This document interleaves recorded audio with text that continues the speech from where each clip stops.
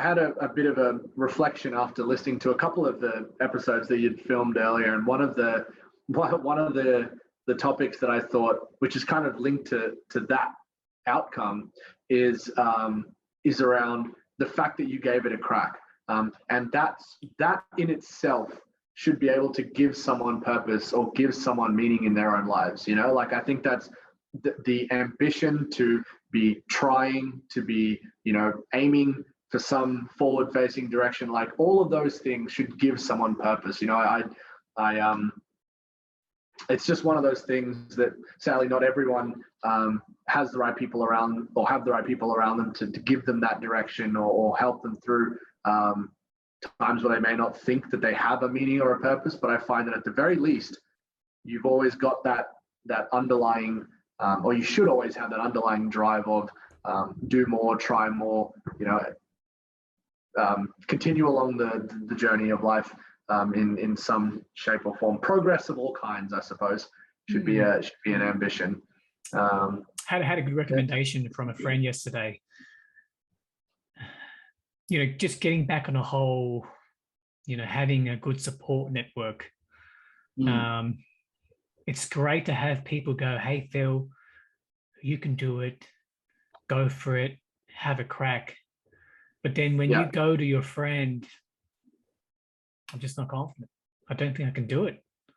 I worry about X, Y, Z. But then as a friend, you might be go, hey, no, don't worry about it, Phil. Ignore your self-doubt. But what was interesting about this little segment of a podcast my friend sent me is that when you have someone, a close friend who basically is too gung-ho in being motivational, he or she forgets that Phil, for example, just wants to be heard. Maybe Phil is actually suffering from something that just wants you to be heard. Phil has a legitimate reason why he can't do X, Y, Z.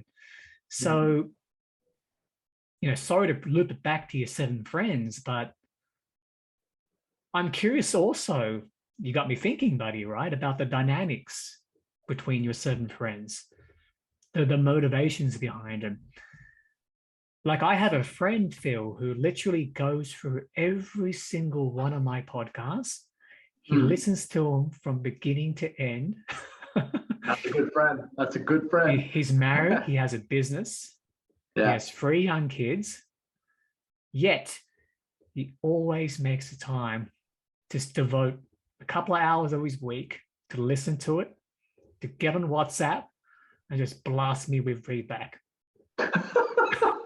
That's a good friend. It's a good friend. So I'm curious on your... Sorry, I'm just going to say this now, that to your friend that is listening to this in the future, you're a great friend. You're a great friend. Fantastic. I give him a special shout out. He actually bought me a pair of headphones and a condenser microphone.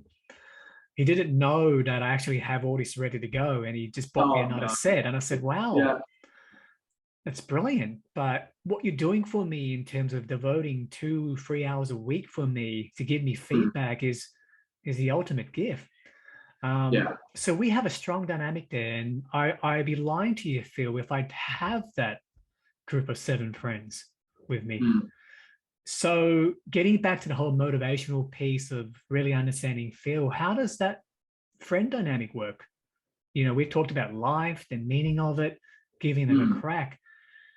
The closeness is pretty powerful, with your 7 friends, or? Oh, absolutely, absolutely. So it kind of started, you know, there's a couple of us one of the guys is from kindergarten, and over the years, a few of us went to primary school together, a few of us met in high school, and we kind of all consolidated post high school, and we've all been, you know, that close-knit circle. It also was really useful, or I should say helpful, that we all lived in the same suburbs. So obviously we were all the 2119, not that it just sounds right when you say it like that. But look, it was clear that, you know, these were the kinds of friends that you want to have around them. Like, you know, you go through the same teething issues, and everyone growing up, and, you know, you get into your fights and arguments and what have you. But we're kind of now at a stage where I think those deeper rooted similarities, like one day we all want to have families, one day, you know, we all want to have a stable career. We all want to live near each other and celebrate the highs and be there for each other in the lows. I think that all exists for everyone. But there is one other thing, and this is kind of tied back to, you were saying that, there's a scenario where friends might be a bit gung-ho and they'll just, they'll tell you what you want to hear. I think as friends, you have a responsibility to not just say things for the sake of saying them. You have a responsibility to give them real feedback, right? So hit them with a reality check, but also, to your point, to listen, right? So, and I'm slowly learning that. I've had a few friends around me and, kind of go through these things that, whilst me, I feel I just can't empathize because I can't understand, what they're going through. And so I realized that maybe it is just my position to listen, to be there as a shoulder to lean on, and at the very least present yourself as an option for them to lean on. And I think that I'd like to think that that's helped and that, it has. You're being honest. You're being honest. Yeah, absolutely. But also giving a reality check, right? And this is something that I find is a test of true friendship. Like, if you can't be honest with someone and tell them truthfully, what needs to be said, is that really a good friendship? Like, there's a line. Obviously, there are things you shouldn't say, things you should say. I get that. But if it's in the interest of helping someone, right? Like, if one of your friends is just clearly doing something wrong, you go, well, look, love the enthusiasm, but this is not right. Like, you shouldn't be doing this. And I can't give you an example, but I feel like that principle. I can think of many in my mind. Yeah, and there's a bit of a funny kind of story around this, which was so we had a scenario where a couple of friends sort of ended up.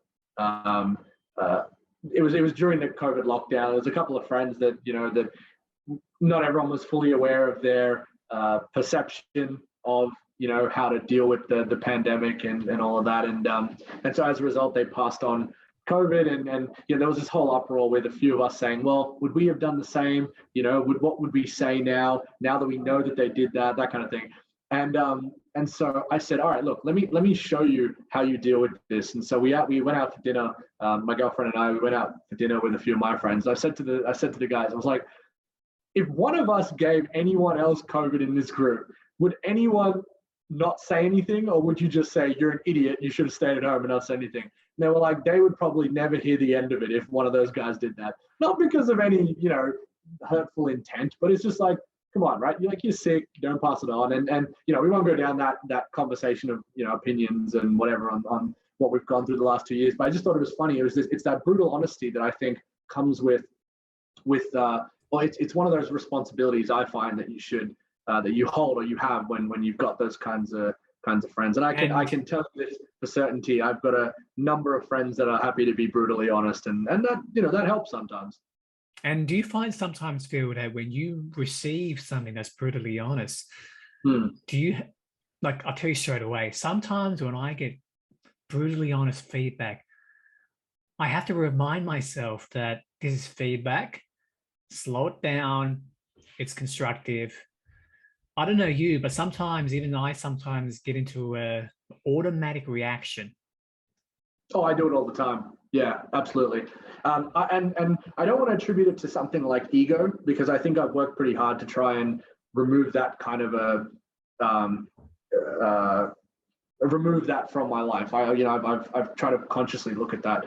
But I kind of do attribute it to the fact that if I've got some sort of preconceived notion about what the intention is here, then it immediately gets me if I hear something that I don't like. But you get to the bottom of that. You hear it, you process it, and then you figure out, is it going to help? Is it not? Was it meant to be helpful? I don't know. But yeah, look, I tend to have the same kind of reaction. Yeah.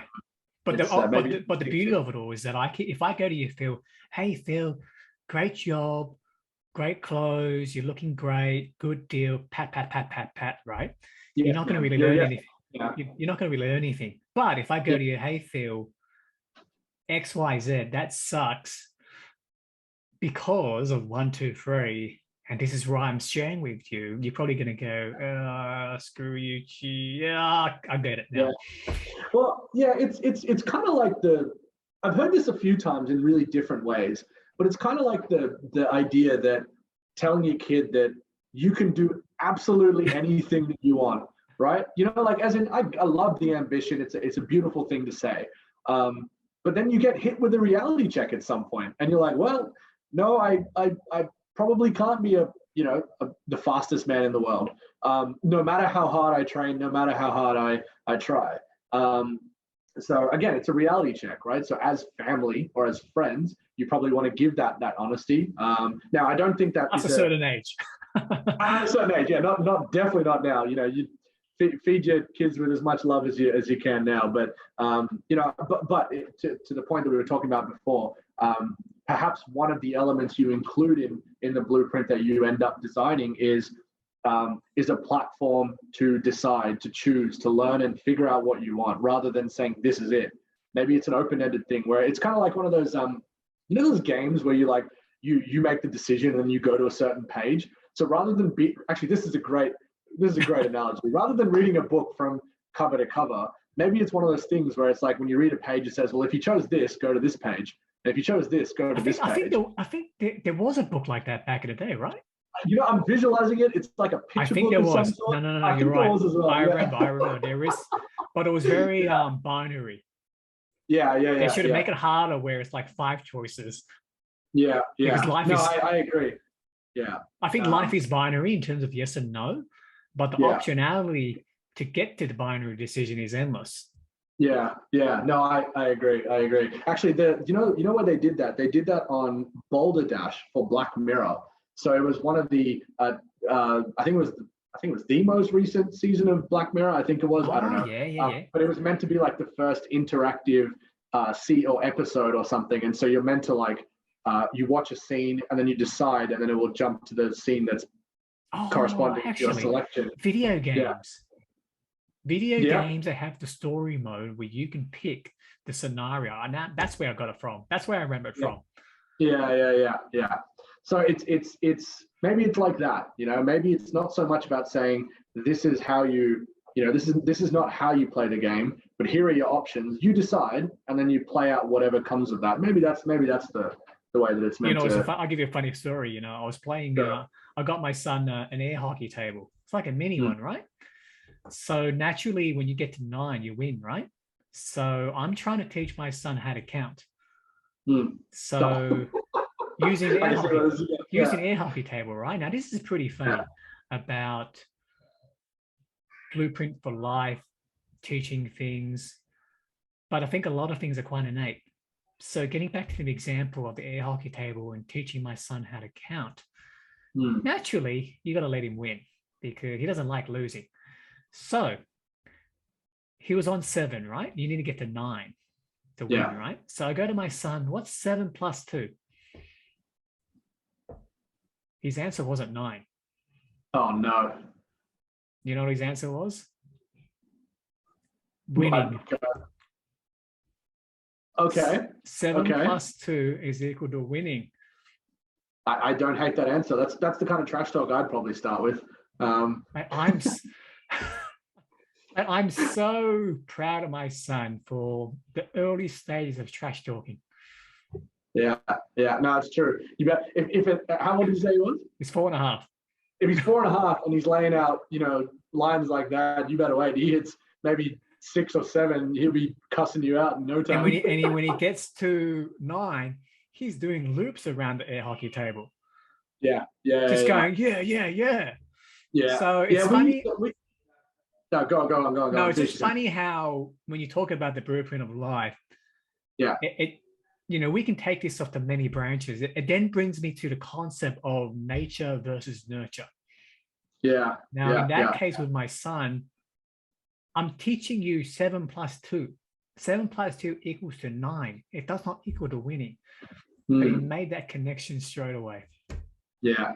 No, it's good. I like it. I feel like he and I will be a great team if we ever teamed up on some air hockey or maybe even futsal like we used to. No, not futsal. What was the game? It was foosball. That's the one. I think that table was collapsed, by the way, Phil. So I think so. We played that endlessly.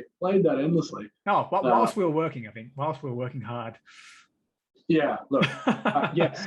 For the record, yes, we were working hard. Yeah. No, look, yeah, it's